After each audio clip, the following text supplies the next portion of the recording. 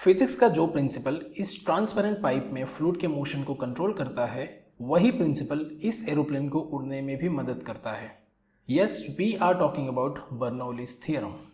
Bernoulli का theorem कई daily की इस्तेमाल होने वाली चीज़ों को गवर्न करता है, जैसे कि गाड़ी का कार्बोरेटर, पेंट स्प्रे और यहाँ तक कि पक्षियों की उड़ान को भी ठीक से एक्सप्लेन करता है। चलो इस थ्योरम को डिटेल में देखते हैं, but before that let me introduce my self. Hello, my name is doctor Upendra Maurya and I love physics. मैं फिजिक्स के इंपॉर्टेंट कंसेप्ट्स को सिंपल एनिमेशन से एक्सप्लेन करता हूँ। आप इस चैनल के प्लेलिस्ट में जाके इन कंसेप्ट्स को आसानी से समझ सकते हैं। You are watching easy physics, let's go back to our video.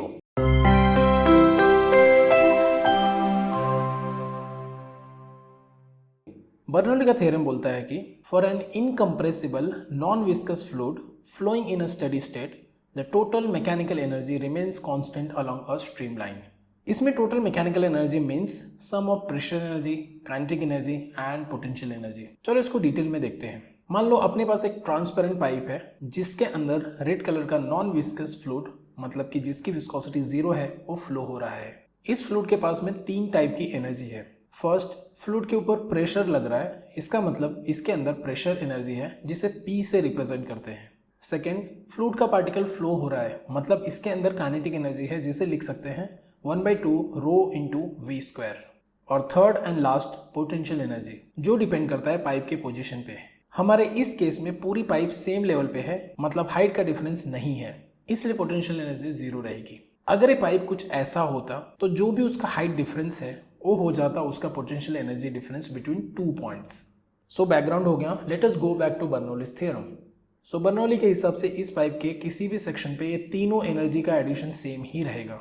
इसको मैथमेटिकली लिख सकते हैं P plus 1/2 rho v square plus rho g h is equal to constant. इस फॉर्मूले में P means pressure energy per unit volume, rho means density of the fluid, V is the velocity of the fluid, small g is the acceleration due to gravity and h is the height above the reference level। क्यों ना हम इसको किसी एक example के साथ समझते हैं। चलो बर्नौली का थ्योरम इस पाइप के किसी भी 2 सेक्शन को लगाते हैं। एट पॉइंट ए पाइप का क्रॉस सेक्शन या बोले तो थिकनेस ज़्यादा है और पॉइंट बी पे क्रॉस सेक्शन यानी कि थिकनेस कम है।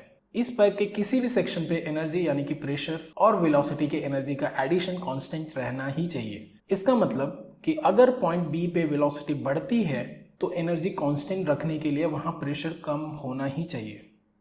चलो एक रियल लाइफ एग्जांपल लेते हैं। आई एम श्योर आपने एक्सपेरिमेंट कभी ना कभी तो किया ही होगा।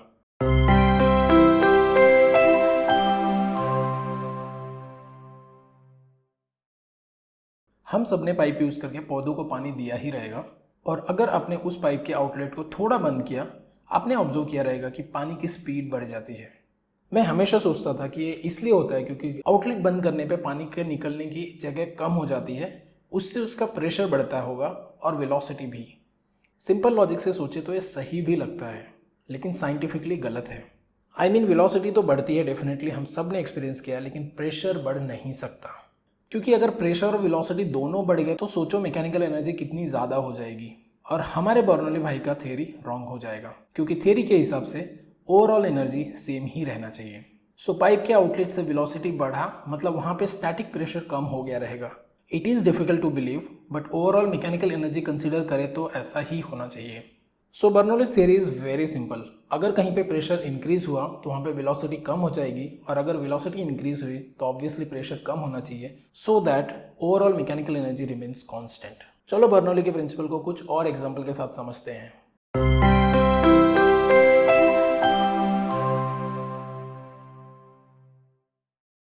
First example is aeroplane. Aeroplane के विंग को एयरफॉयल के फॉर्म में डिजाइन करते हैं। अगर ये विंग हवा के कांटेक्ट में आया तो इसके ऊपर से बहने वाली हवा अलग अलग स्पीड से पास होती है। विंग के ऊपर से बहने वाली हवा की स्पीड नीचे से बहने वाली हवा से ज़्यादा होती है, इसलिए विंग के ऊपर लो प्रेशर और नीचे हाई प्रेशर बन जाता है। और अगर नेट अपवर्ड थ्रस्ट इस एरोप्लेन के वेट से ज़्यादा हो तो ये एरोप्लेन हवा में तैरने लगती है। आई होप इस एक्सपेरिमेंट से आपको बर्नौली की थ्योरी ठीक से समझ में आ रहेगी, एटलीस्ट आप उससे रिलेट तो कर सकते हो। So that was the video guys. I hope आपको बर्नौली इक्वेशन ठीक से समझ गया रहेगा and you enjoyed learning. Thanks for watching and see you in the next video.